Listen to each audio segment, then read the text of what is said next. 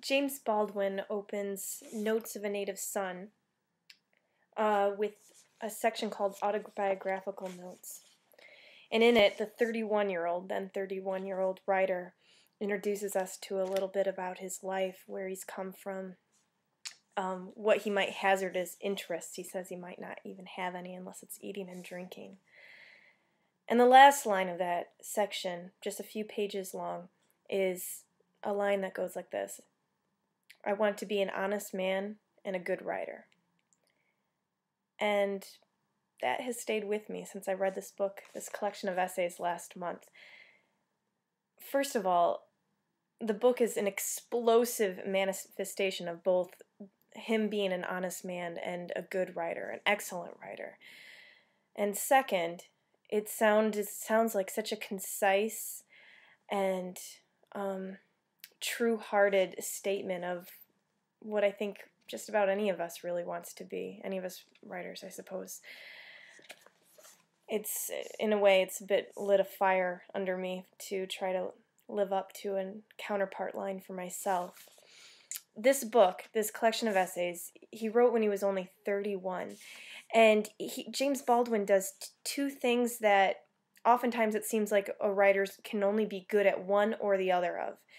He takes a stance, and he is full of nuance. You'd think that those can't be the same thing. A lot of people who tread into the territory of nuance risk drowning in ambiguity and relativism, and those who take a stance risk simplistic categorization, as James Baldwin himself articulates in the very first essay in the book called Everybody's Protest Novel, where he takes both Uncle Tom's Cabin and Native Son as two case studies in what a protest novel is, tries to be, and its limitations. Baldwin seems particularly interested in Native Son. Not only does the novel this book take its name from Richard Wright's classic protest novel, but both two essays actually in this book are focused on him wrestling with what Richard Wright does very, very well, and what ultimately keeps it from transcending a protest novel category. I couldn't possibly do justice to it to sum it up, but what's interesting about how James Baldwin writes essays is that he is not afraid of taking on huge topics and in just a few pages a piece. The title essay is a longer one, and it definitely anchors the book, but some of them, like this essay on protest novels, it's only, I'm looking, maybe 6-7 pages long. Some of these are even shorter than that. And when you read them, you somehow don't feel that he's skirting anything, that he's leaving any questions unanswered. He's able to be ambitious in a tiny space. And maybe that's why this book feels so explosive. That's really the word that was going through my mind as I was reading it. Because it's just so potent, page by page by page. He's clear, he's concise, he's bold in his language and bold in his ideas. Here, for example, is how he opens the essay Many Thousands Gone, which is actually the second essay that he speaks at length about the novel Native Son. Many Thousands Gone opens like this: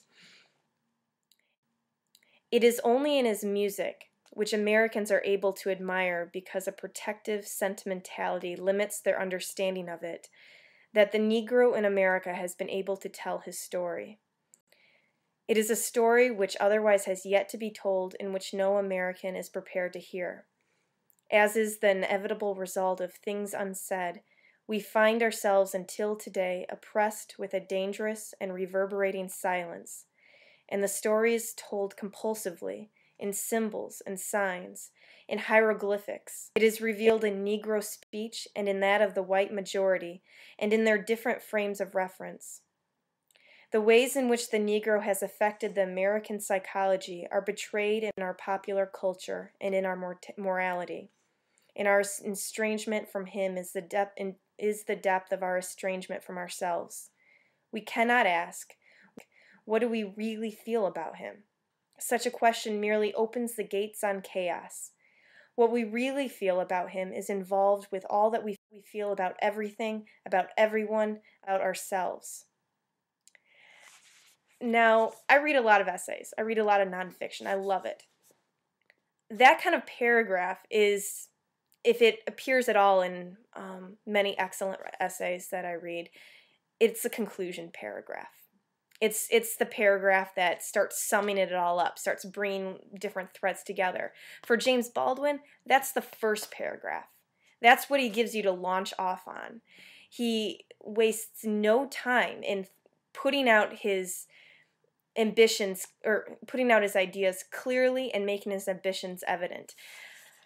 I mean, it gives a certain breathless pace to the book, and one that's completely compulsive. If you know me, you know that I read many books at a time. I read often books that are very different styles. While I was reading this, I was also reading, I've been reading a James Joyce novel, a book of short stories, those Spoon River anthology poems, and Harry Potter and the Goblet of Fire, because it's really good.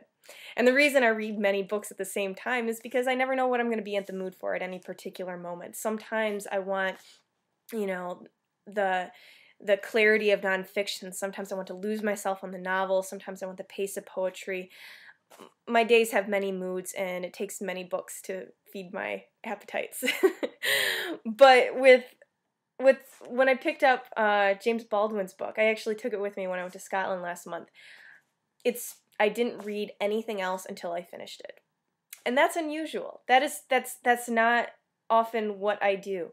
And even though this is a book of essay that lends itself to convenient breaks, you finish one essay, and my typical temptation would be to set it down and pick up another book and lose myself in that a bit before returning.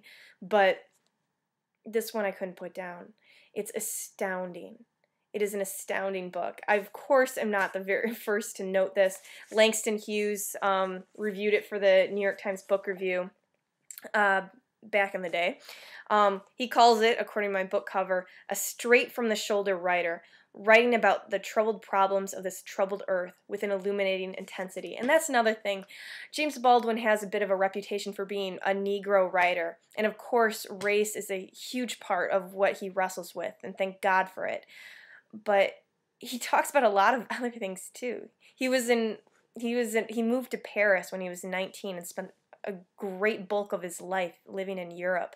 These essays talk about the weirdness of the American student in Paris. They talk about being the first Negro that a village in Switzerland had ever seen in the town where he would go during the winters to write. He talks about immensely personal things like his father and his relationship. He talks about movies. He talks about books. His scope is wider than I think the one-line encyclopedia entry sum up might do justice to. And so, if my recommendation hasn't been apparent enough, read this book. You're going to love it. You're going to love it. And then you're going to come and talk to me about it, and we're going to have a wonderful conversation.